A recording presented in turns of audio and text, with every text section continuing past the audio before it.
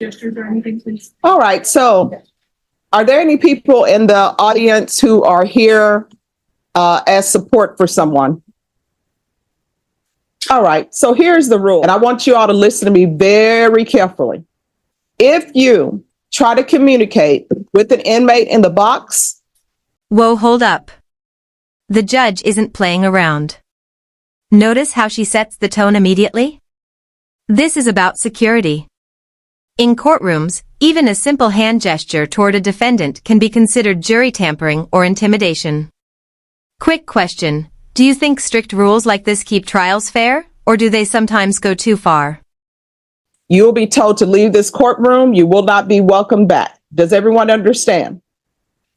Whether you're a witness or not, you will not be giving testimony in this court if you do that, because that interferes with the security of this courtroom. Does everybody understand?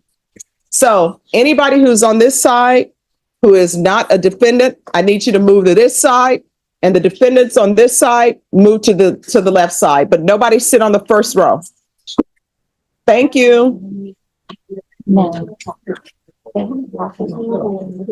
word? Are you ready to Not on the one I'm going to put it up. Okay. Yes, you want to do Yes.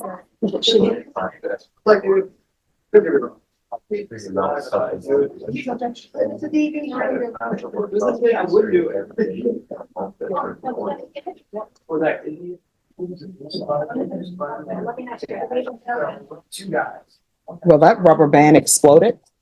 Ah, here comes some legal housekeeping, discovery deadlines. That's when both sides have to share their evidence. But notice the judge leaves wiggle room? That's huge, because missing discovery can make or break a case. Ever wonder if lawyers sometimes play the stalling game just to throw off the other side? Oh, no, that's fine. Come up here, sir. All right, Joshua Patillo. Come here. Yes. So if we deadline, but I thought that today was the final. But I did inform you all if between November and now, if all the discovery hasn't been done, the court will reconsider. now, but at some point. All right, so this is up for trial. So Judge, today, defense asked in regards to whether or not the case applied for a U visa and any documentation related to that. This is the first state is being made aware, as far as I'm aware. I don't know of any documents, but I'd have to ask them if it's being sent over. Oh, it's easy to figure out if somebody's applied for U visa, so that'll be able to be done. All right, well, we'll take that up at 11:30. Okay, so All right. come back at 11:30 with. for Yes. that. All And we'll right, see if we have an interpreter available for the trial if your case is going. Okay, All and right. is that when I'm gonna find out where I am in the lineup? All right, I'll see you at 11:30. All right, thank you. Jose Barrera? Well, the wife and I work many different hours, and to get him a job, to get him to and from, would be hard for us. You know, without him driving, or if he has strict rules, can't work at night or certain time. Yikes. Underage in the courtroom? The judge isn't having it. Courts have a strict no kids policy for a reason. Trials can be unpredictable, emotional, and sometimes graphic. But it also makes you wonder if this girl came to support family, was removing her the right call, or a little too harsh. Throughout the day. So far, then the GPS hasn't affected any of those prospects. Not at this time. And before he was arrested in November of 23, was he employed? He had worked at 2 jobs shortly. He wasn't arrested at that time. That was the 2 years prior to him being arrested. So the conditions haven't had any effect on previous employment. It hasn't at this time, except for requesting to attend the interviews. Nothing from the state. All right, any follow-up? No. All right, thank you so much for coming. All right, the person in the red jacket, can you come forward, please? She says she doesn't understand English. All right, if she's underage, she should be in school. And my understanding is, for those who have children, are there any districts that are not currently in school? Nobody has children? We're all in school. Judson is back? All right, so she needs to be removed from the courtroom. I don't have underage people in the courtroom. All right, and the purple person in the gray suit, who is he? He's the U.S. Executive of the United States. All right, so you're the U.S. executive with the, which part of the United States? I mean,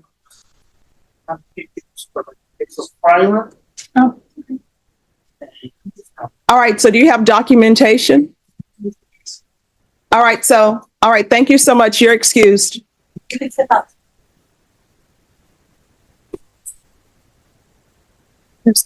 Try my voice to see if you put it in. Thank you. Have a great day. All right, so my understanding is that you were outside speaking with members of the jury. Is that correct? That's either yes or no. No. You were outside speaking to the jurors, yes or no? Nope. Were you outside speaking to the jurors, yes or no?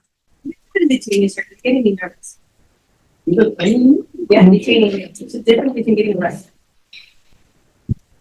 Boom. This is courtroom drama at its finest. Jury tampering, one of the biggest no-nos in the justice system. Even the hint of it can blow up an entire trial. And look at how carefully the judge phrases it. She's basically protecting the entire jury pool from being contaminated. Imagine if this slipped by unnoticed. How much damage could that cause to the verdict?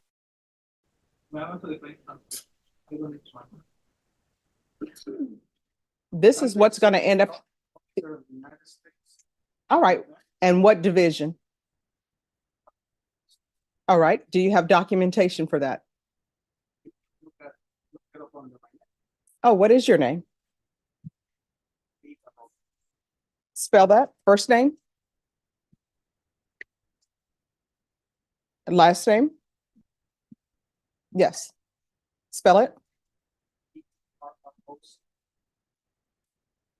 And where's your documentation that show you work for the federal government?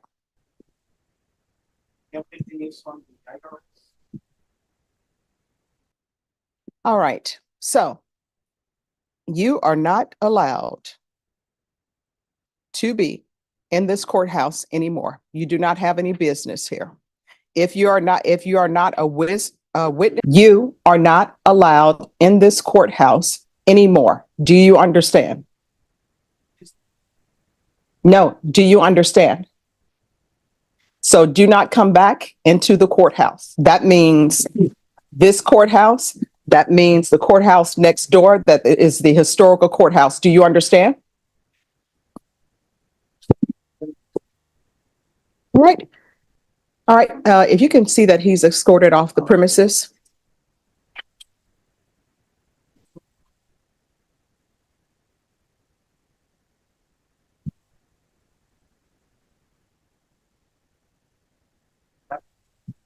Oh, God bless you too.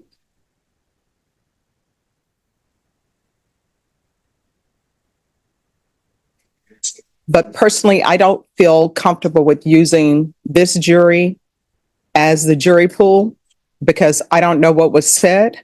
My understanding is that he is involved in a case here, not as a witness, not as a party whatsoever, but just as maybe a friend of a friend of a friend of a cousin. All right. All right, Ms. Compton. Yes, ma'am.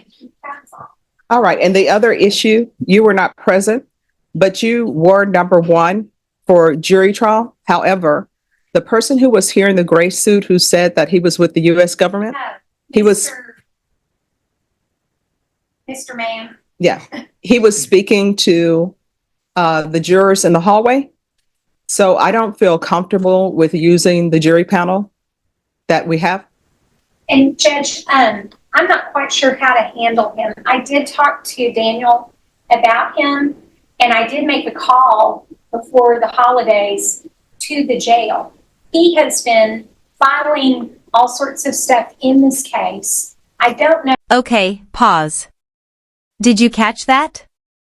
This guy allegedly impersonated an attorney to sneak into jail visits. That's not just gutsy, it's straight up dangerous. Think about it, an imposter could gather inside information, manipulate witnesses, even sabotage cases. Wild question for you, should jail visitation systems have stricter ID verification, like biometric scans?